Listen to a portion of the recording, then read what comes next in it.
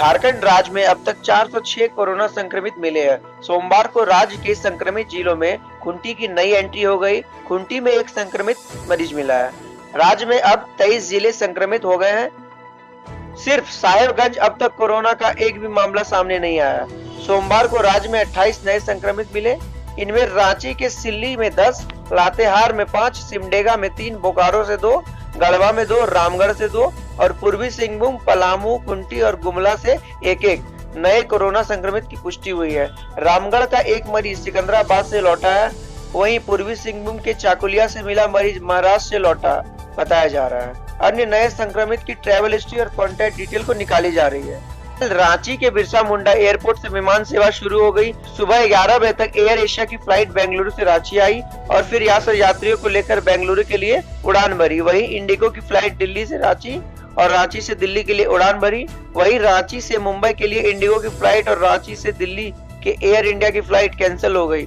बता दें कि दूसरे राज्यों से फ्लाइट के जरिए आने वाले यात्रियों को 14 दिन के होम क्वारंटाइन से रहना होगा।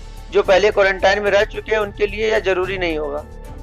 राज्य में कोरोना संक्रमण की तेज रफ्तार से युवाओं, बुजुर्गों, पुरुषों, महिलाओं सभी को अपनी चपेट में ले लिया है, मगर महामारी भी मां के दूध से हार गई। राज्य में 21 गर्भवती महिलाएं अब तक कोरोना पॉजिटिव पाई गई। खास बात यह है कि अब तक इनमें से 9 का प्रसव हो चुका है, मगर किसी भी नवजात में कोरोना संक्रमण नहीं मिला है। स्वास्थ्य विशेषज्ञ इसका सबसे बड़ा कारण है कि मां के दूध को मानते हैं। WHO व ICMR की गाइडलाइन के मुताबिक यदि कोई गर्भवती महिला कोरोना पॉजिटिव पाई जाती है तो प्रसव के बाद उसकी नवजात बच्चे को उसका पहला दूध अवश्य पिलाना है। यही दूध बच्चे की रोग प्रतिरोधक क्षमता को मजबूत करता है। डॉक्टरों का मानना है कि राज्य में भी कोरोना पॉजिटिव बच्चों को इसी मां के दूध ने संक्रमण से बचाया है। राज्य में 21 गर्भवती महिलाओं को कोरोना पॉजिटिव पाया गया है। इसमें 16 रांची की है। राज्य भर में कोरोना संक्रमित कुल महिलाओं 9 की डिलीवरी हुई है। ये सभी बच्चे कोरोना के संक्रमण से मुक्त है। राजधानी में 4 महिलाओं की अस्पताल से छुट्टी हो चुकी है। 2 महिलाएं हजारीबाग में भर्ती है। अक्सर सांप के काटने से मनुष्य की मौत हो जाती है, लेकिन झारखंड जिले के बागडेहरी से इसके उलट एक घटना सामने आई। यहाँ एक सांप की मौत उस समय हो गई जब एक कोबरा ने पुलिस कर्मी ASI को काट लिया। जानकारी के अनुसार ASI को काटने के कुछ देर बाद ही सांप की मौत हो गई, जबकि घटना के बाद इलाज के लिए ASI को सामुदायिक स्वास्थ्य केंद्र में भर्ती किया गया, जहां चिकित्सकों ने अपनी देखरेख में ASI को रखा और उन्हें स्वस्थ पाकर छोड़ दिया गया। घटना कल सुबह 10 बजे की बताई जा रही है। जानकारी के मुताबिक बागडेहरी थाना में ASI चरण बोपोए अपने आवास में बैठे हुए थे। इसी क्रम में एक कोबरा किसी प्रकार उनके कमरे में घुस गया और चूहे का शिकार कर रहा था। इस दौरान सांप ने ASI चरण बोपे के पैर पर काट लिया। सांप के डसने का आभास होने के बाद ASI ने इसकी सूचना थाना प्रभारी मुकेश कुमार को दी। थाना प्रभारी ने उन्हें इलाज के लिए सामुदायिक स्वास्थ्य केंद्र भेजा और ASI के कमरे की तलाशी ली। तलाशी के दौरान उन्हें सांप ASI के कमरे में मरा हुआ मिला। बिहार बोर्ड मैट्रिक परीक्षा का रिजल्ट आज दोपहर को 12:30 बजे जारी किया जाएगा। बोर्ड अध्यक्ष आनंद किशोर ने बताया कि परीक्षा फल की घोषणा शिक्षा मंत्री कृष्णा नंदन प्रसाद वर्मा द्वारा की जाएगी। इस अवसर पर अपर मुख्य सचिव RK महाजन भी उपस्थित रहेंगे।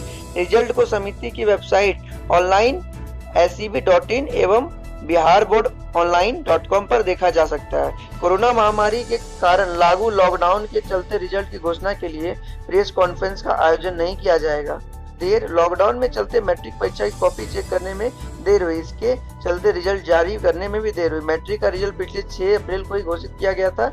इस साल 15.29 लाख छात्र मैट्रिक की परीक्षा में शामिल हुए हैं। पिछले साल 16,35,000 छात्रों ने मैट्रिक की परीक्षा दी थी, जिसमें 80.73% छात्र सफल हुए थे। बिहार के कृषि मंत्री डॉक्टर प्रेम कुमार ने कहा कि फरवरी व मार्च की फसल क्षति के लिए राज्य के 14.6 लाख किसानों के खातों में इनपुट सब्सिडी की 401 करोड़ भेजी जा चुकी है। फरवरी व मार्च में वर्षा के कारण किसानों की फसलों को काफी नुकसान हुआ था। मंत्री ने कहा कि पिछले साल भी किसानों को प्राकृतिक आपदा का सामना करना पड़ा था।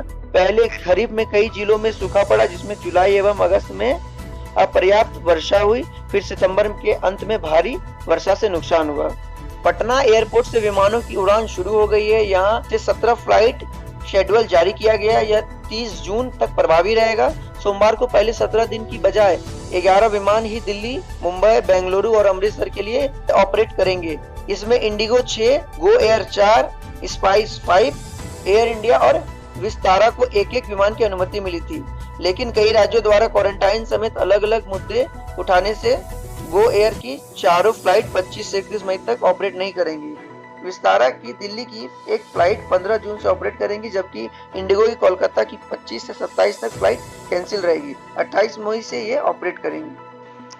बिहार में कोरोना संक्रमितों की संख्या 2686 हो गई है। राज्य में कोरोना से 13 मरीजों की मौत हो चुकी है। वहीं 702 संक्रमित स्वस्थ हुए हैं। पिछले 10 दिनों में कोरोना संक्रमितों की संख्या दुगना से अधिक बढ़ गई है। 16 मई से 25 मई के बीच 1593 संक्रमित मरीज मिले हैं। यह कुल संक्रमितों के करीब 59% है। लॉकडाउन फेज 4 के 8 दिन में बिहार में रोज 100 से ज्यादा नए मरीज मिल रहे हैं। सोमवार को 112 नए मरीज मिले। 9 दिनों तक चलने वाले नोतपा की शुरुआत हो गई है। नोतपा शुरू होते ही पारा तेजी से चढ़ा। पटना में अधिकतम तापमान 40 डिग्री तक पार कर गया। इस साल सोमवार को पटना का सबसे गर्म दिन रहा। 4 किलोमीटर प्रति घंटे की रफ्तार से उत्तर पश्चिम की तरफ से चलने वाली हवाओं की वजह से लोग दिन भर परेशान रहे। अधिकतम तापमान 40.2 डिग्री और न्यूनतम तापमान 27 डिग्री सेल्सियस दर्ज किया गया। मौसम विभाग का कहना है कि यह स्थिति 28 मई तक रहेगी। बिहार के कुछ हिस्सों में हीट वेव की आशंका है। पटना, गया सहित 27 जिलों में अगले 3 दिनों तक भीषण गर्मी पड़ेगी। 11 जिलों में मौसम सामान्य बना रहेगा। धनबाद गोविंदपुर थाना क्षेत्र के खुदिया नदी के ऊपर बने बरवापुर पुल से एक कार करीब 35 फीट नीचे जा गिरी। हादसे में कार सवार 5 लोगों की मौके पर ही मौत हो गई। घटना स्थल करीब 5:30 बजे की है। मरने वाले में 3 पुरुष, 1 महिला, 2 साल का एक बच्चा शामिल है। सूचना के बाद पुलिस घटना स्थल पर पहुंची और शवों को पोस्टमार्टम के लिए पीएमसीएच भिजवाया गया। फिलहाल मृतकों की पहचान नहीं हो सकी है। कार पर पश्चिम बंगाल का नंबर है। कार कोलकाता की तरफ जा रही थी। आशंका जाहिर की जा रही है कि कार ड्राइव कर रहे शख्स को नींद की झपकी आ गई होगी। इसके बाद तेज रफ्तार कार पुल पर प्रवेश करते वक्त ही नीचे नदी में जा गिरी। इसी तरह बने रहिए कैशन बा के साथ। हम आपके लिए इसी तरह अच्छे न्यूज लाते रहेंगे। धन्यवाद।